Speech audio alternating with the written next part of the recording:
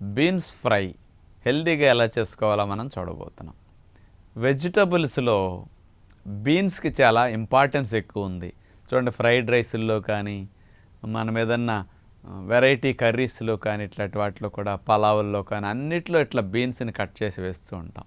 కానీ అచ్చంగా బీన్స్నే ఓన్లీ ఫ్రైగా తీసుకుంటే న్యాచురోపతి ఫాలోవర్స్ రైస్ తినకుండా పుల్కాలు ఎక్కువ తింటుంటారు. కాబట్టి ఆ పుల్కాల్లోకి బీన్స్ ఫ్రై చాలా బాగుంటుంది.